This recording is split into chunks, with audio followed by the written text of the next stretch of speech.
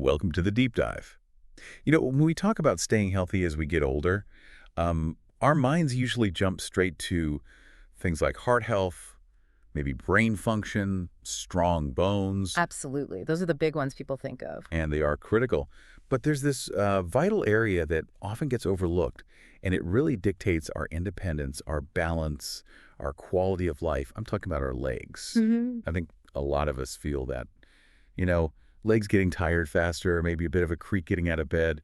It's subtle at first, right? It really is. And these leg problems are surprisingly common, and they can be incredibly impactful. Yeah, often neglected until they really start shouting at us. Well, exactly. As we age, issues in the legs can show up in a few key ways. We see age-related muscle loss, that's sarcopenia, which weakens everything. Right. Then you've got stiff joints, cartilage thinning, chronic inflammation causing aches, even impaired circulation or nerve function. Oh, okay. And that can lead to things like numbness or wounds that just won't heal, and definitely a higher risk of falls. It's quite complex. Sounded. But okay, here's the good news, and this is what we're diving into today. Yeah. Nutrition. It has this really powerful, protective, maybe even restorative effect on leg health. It absolutely does. So our mission here is to give you a shortcut. Really unpack a specific group of compounds. These aren't your standard vitamins or minerals. Yeah. They directly support leg strength, structure, function. So, ready to understand how to give your legs the support they need for the long haul. Mm. Let's get into it. Mm. Okay, first off, when we talk about aging, those little changes, they often appear first in our legs, don't they? Very often. Like stairs suddenly feel a bit harder, or walks get tiring sooner. Even just standing up from a chair, it takes a bit more oomph. Yes, those are classic signs. And these are often the first hints of sarcopenia, right? That Yeah. gradual muscle loss affecting, what, up to a third of adults over 60? That's the figure. Yeah, up to a third. So the big question is this decline just inevitable? Or can we actually, do something about it? It's definitely not inevitable. And the answer, maybe surprisingly, starts with something really basic: protein. Okay, protein. We hear a lot about it. We do, but for older adults, it's not just about building muscle like a bodybuilder. It's critical for healthy aging, especially leg function. And here's the kicker: something called anabolic resistance. Anabolic resistance. Okay, what's that? It basically means as we age, our bodies get less efficient at using the protein we eat to repair and rebuild muscle. Huh. Less efficient. Exactly. Yeah. So you actually need more high-quality protein than you did when you were younger to get the same muscle-building response. More protein just to stay level. Pretty much. And there's a specific amino acid, leucine, you find it in dairy, eggs, lean meats, that acts like a biological switch. It turns on this pathway called mTOR. mTOR. Think of it as the master switch for making muscle. Leucine flips it on, tells your body, okay, build muscle now. Without enough leucine, even a protein-rich meal might not fully do the job for aging legs. Okay, so if our bodies are getting worse at using protein and we need this leucine switch, Yeah. what happens if we don't get enough? I mean, how bad does it get? Is it just feeling tired or is it really serious? Oh, it's profound. It might seem slow, but it gradually leads to really weakened legs, a much higher risk of falls, reduced mobility, limiting simple daily activities. Yeah. Recovery from injuries slows right down, and ultimately, it increases the likelihood of losing your independence. It's more than fatigue. It's like a silent erosion of your ability to just live your life. Wow. Okay, that really puts it in perspective. But the good news is we can tackle this. Yes, absolutely. So the research points to older adults needing, 1.2 to 1.5 grams of protein per kilogram of body weight per day. That's the current recommendation, yes. Yeah, okay. 1.2 to 1.5 grams per kilo, significantly more than the standard RDA for younger adults. That amount is key. But what's the sort of cutting-edge insight here? Something people might miss about how they eat that protein. Right. This is the aha moment. It's not just the total daily amount, it's how you spread it out. Ah, okay. Distribution. Exactly. You want to aim for even distribution throughout the day, especially at breakfast and lunch, meals where older adults often, skimp on protein. Mhm. This steady supply helps overcome that anabolic resistance. It keeps sending those muscle-building signals all day long. Think of it like constantly topping up the fuel tank for your legs. Instead of just one big fill-up. Okay, that makes sense. Like little reminders to the muscles. Keep building. Precisely. And for sources, those high leucine ones you mentioned, whey protein, eggs, fish, chicken, Greek yogurt, those are top tier. They are particularly effective because of the leucine content, yes. And plant-based. Yeah. Tofu, lentils, quinoa, could they work too? Yes, they absolutely contribute, especially when you combine different sources to get a complete amino acid profile. And don't forget, for people with smaller appetites or difficulty chewing. Protein shakes. Exactly. Protein shakes or powders can be a really convenient way to get that concentrated protein boost. Great. Okay, so protein is the foundation. Let's shift gears now to something that soothes and improves flow. Omega-3 fatty acids. Yes, the good fat. Right. We hear about omega-3s for heart and brain health all the time. But what's maybe less known is their specific power for our legs, addressing inflammation, circulation, even nerve health right down there. It really is a game changer for leg comfort. Common complaints like leg pain, stiffness, swelling, they're often linked to this low-grade chronic inflammation. Like in arthritis. Exactly. Arthritis is a big one, but even just general aching. Omega-3s act as a natural long-term anti-inflammatory. And unlike some meds that just mask pain, EPA and DHA, the active forms in fish oil, they work differently. They actually dial down the body's inflammatory response at a cellular level. They influence signaling molecules to resolve the inflammation. Resolve it, not just hide it. That's a key difference. Huge difference. It's less like a temporary patch and more like helping your body reset its inflammatory thermostat, the result. Joints move better, less swelling, less stiffness. Legs just feel lighter. That sounds good.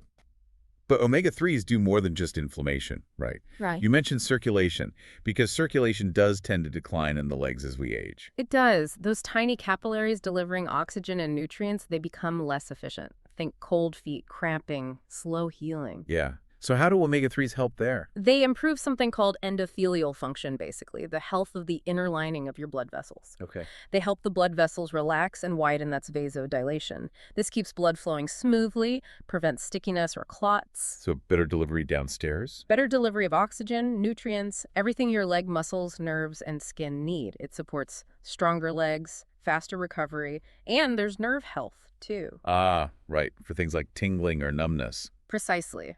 Symptoms of peripheral neuropathy. Omega-3s seem to protect nerves, partly by reducing oxidative stress and maybe even helping nerve cells regenerate. This is really vital for older adults, especially those with diabetes or vascular issues. Okay, so where do we get these wonder fats? Best sources are those cold water fatty fish. Salmon, mackerel, sardines, anchovies. They're packed with EPA and DHA. And if you don't eat fish? Purified fish oil supplements are a reliable option. Or for vegans, algal oil derived from algae is a fantastic source of both EPA and DHA. And how much are we talking? Well, it varies, but for these benefits, studies often use around 1,000 to 2,000 milligrams of combined EPA and DHA per day.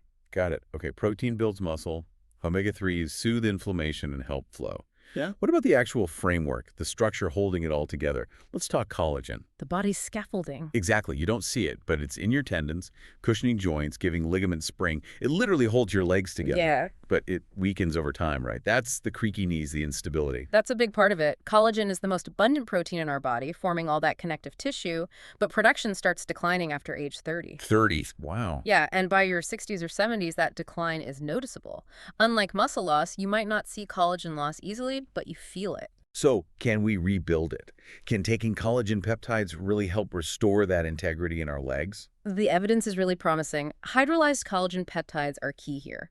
Unlike just eating collagen-rich foods, these peptides are broken down into short chains that your body can actually absorb easily. Okay, absorbable. Right. They get into your bloodstream, travel to joints and tissues, and act like signals, stimulating your body to produce its own collagen again. Ah, so it's prompting your body's own production. Exactly. And studies show people taking them daily experience less joint pain, better flexibility, even improvements in bone mineral density over time. That means more stable knees, more resilient ankles, fewer strains.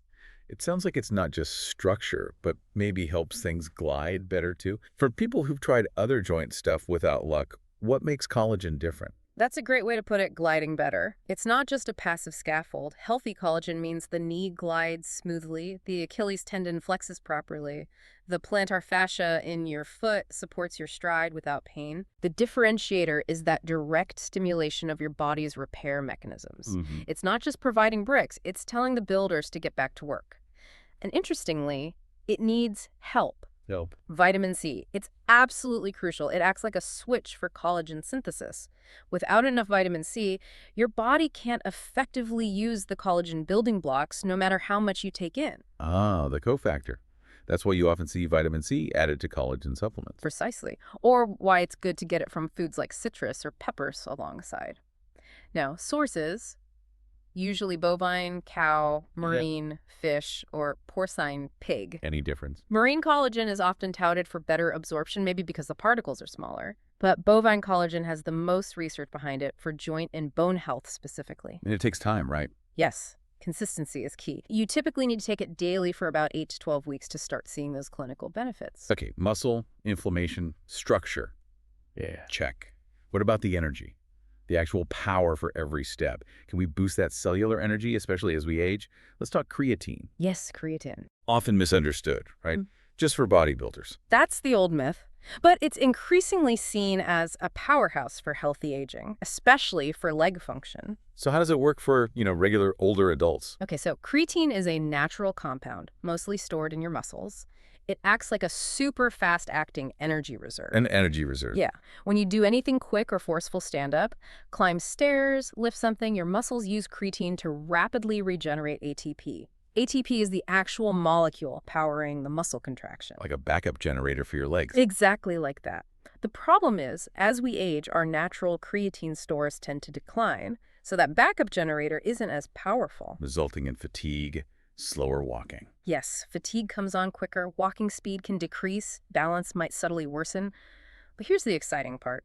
Creatine supplementation is one of the most researched and effective ways to counteract this. Effective how? Especially when you combine it with even light resistance exercise, it significantly boosts lower body strength, muscle mass, and functional performance in older adults. We're talking better walking speed, faster chair rise times, more leg power. Even without intense exercise. Even for sedentary folks, studies suggest creatine helps preserve muscle mass, giving the legs a stronger baseline. So really broad benefits. And how quickly does it work? Is this another one that takes months? That's another great thing about creatine. It works relatively fast. Unlike some nutrients where changes are subtle over months, people often notice creatine's effects within weeks. Weeks. Like what? More energy during walks, feeling more stable, getting up from a chair, just a general sense of restored capability in the legs. It might even help bone density indirectly, too. How so? Stronger muscles pull harder on bones, which stimulates bone growth. So stronger muscles powered by creatine could lead to stronger bones. Makes sense. So how do you take it? What's the recommendation? The most common and well-studied form is creatine monohydrate. It's effective and usually pretty affordable. And the dose. A daily dose of 3 to 5 grams is typically recommended. No need for fancy loading phases or cycling on and off. Just take it consistently. Oh, just mix it in water. Yeah, mix it with water, juice, or put it in a smoothie. Taking it with a meal, maybe one containing carbs or protein, might help with absorption a little. And safety. Any concerns there? We used to hear things. Creatine is incredibly well studied. At these recommended doses, it's considered very safe, even long-term for older adults. You might get minor temporary water retention initially, but that usually passes. What about kidneys? That was the old scare story. Yeah, those concerns about kidney health in people with healthy kidneys have largely been disproven by numerous clinical trials. It's one of the safest, most effective supplements available for muscle health and function. Good to know. Okay, moving beyond energy, let's touch on glucosamine. This one's been around a while, right? Not flashy, but a staple for joint health. It has. For decades, it's been researched, especially for osteoarthritis, that wear and tear breakdown of cartilage. Affects millions. It does. And what makes glucosamine interesting is it's not just masking pain, it's considered a building block for the joints themselves. The building block. How so? Well, it's a natural structural component of cartilage, the cushioning tissue in joints. It's also part of the synovial fluid, the lubricating fluid in the joint. Okay. As we age, our body's ability to make glucosamine and repair cartilage slows down. Joints get thinner, less lubricated, leading to that inflammation, stiffness, pain, especially in weight-bearing leg joints like the knees. The knees take a beating. They really do. Glucosamine supplements are thought to support the body's own cartilage production and help maintain that lubricating fluid. Long-term studies, particularly using glucosamine sulfate, Sulfate, okay. have shown it can reduce joint pain and, importantly, slow down the progression of cartilage loss, especially in the knee. And the same principle likely applies to smaller joints in the ankles and feet, too. You mentioned a stabilizing effect. What does that actually mean for someone feeling joint discomfort? Yeah. Unlike a quick pain reliever, glucosamine works more gradually by providing that structural support. It's reinforcing the joint's internal scaffolding over time. So the improvements are more subtle. Often, yes. People might report things like less cracking or popping, finding it easier to bend the knee, movement, feeling more fluid, feeling more confident on stairs or uneven ground. It's often paired with chondroitin, but it definitely has standalone value too. It's a slow burn, but sometimes slow and steady is what aging joints need. Right. And how should people take it? The standard dose for glucosamine sulfate is typically 1,500 milligrams per day. Often, people split this into 2 or 3 smaller doses taken with meals. And it takes time. Yes, patience and consistency are crucial. It can take 4 to 8 weeks, sometimes longer, to notice the benefits. Anything else to consider? Allergies. Good point. Some glucosamine is derived from shellfish shells, so people with shellfish allergies need to be careful and look for vegetarian or synthetic options, which are widely available now. Okay, good tip. Now, for our final nutrient, curcumin. This comes from turmeric, right? Long history in traditional medicine. Right, Ayurveda especially. But now it's gained huge global attention because modern science is backing up its powerful anti-inflammatory and antioxidant properties. And relevant for legs how? Joints, muscles. Very relevant. Yeah. Many studies focus specifically on its role in chronic joint and muscle conditions that often affect the legs. So how does it work? What's the science? It's quite sophisticated. Curcumin acts at the cellular level to interrupt the inflammatory cascade.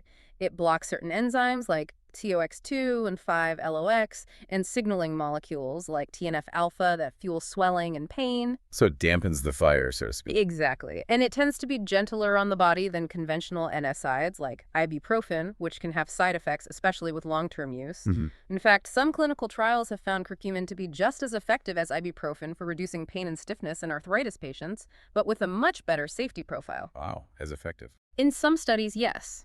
For aging legs, this could mean less knee swelling, maybe reduced tension in tendons. It's also shown promise for things like plantar fasciitis that heal pain from inflammation in the foot. So beyond just the big joints, now I've heard curcumin can be hard for the body to absorb. Is that still an issue? That was a major challenge. In its raw form, curcumin has poor bioavailability. Not much gets into your bloodstream. But its benefits go beyond joints, too. Its antioxidant effects are important. Antioxidant, Yeah. like fighting free radicals. Exactly. Aging muscles and nerves face constant stress from free radicals, which damage tissues over time. Curcumin helps neutralize these, potentially preserving muscle integrity and supporting nerve health, crucial for preventing numbness or pain, especially in diabetics or those with poor circulation. Okay, so how did science solve the absorption problem? Fortunately, modern formulations have cracked it. You'll now see enhanced versions. Curcumin combined with piperine, black pepper extract, or formulated as phytosomes or nanoparticles. And these work better. Significantly better. They dramatically increase the amount of curcumin your body can actually absorb and use. So now we can really access its therapeutic potential. Great. What's a typical dose for these enhanced forms? For joint and inflammatory support, dosages often range from 500 to 1,000 milligrams of a standardized bioavailable curcumin extract per day. Again, individual needs can vary. And how quickly might someone notice something? Similar to glucosamine, maybe a bit faster. Usually people start noticing improvements within 4 to 6 weeks of consistent use. It's not instant, but more of a steady shift towards greater comfort. Okay, so we've covered 6 really interesting nutrients. Protein for muscle, Omega-3s for inflammation and flow, collagen for structure, creatine for energy, glucosamine for joint building blocks, and curcumin for inflammation and antioxidant support. each playing a really unique science-backed role. Absolutely. And if you connect the dots, their real power often lies in their synergy. They work together, right? That's- Well, one supports muscle strength, another nourishes the joint tissue itself. One calms inflammation, another boosts cellular energy for recovery. It's how these combined complementary effects can deliver more lasting results. It's a holistic picture, Makes sense. but it's crucial to remember everybody is different. What works best will vary. Absolutely. Yeah. So the takeaway for you listening is that you now have the knowledge, you have the science behind these compounds. You really have the power to take action for healthier legs. And that path really starts with nutrition, with making these smart choices. But, and this is really important, a crucial caveat. Yes. Before you start any new supplement regimen, please talk to your healthcare provider, Definitely. especially if you have existing health conditions or you're taking prescription medications. You need that personalized guidance to make sure it's safe and effective for you. Sound advice. So as a final thought, we want you to consider this. Think beyond just easing current discomfort. Think about how proactively nourishing your legs today could actually redefine your sense of freedom, your adventures, in the years ahead. Yeah. Just imagine how much further, how much more comfortably your well-supported legs could carry you.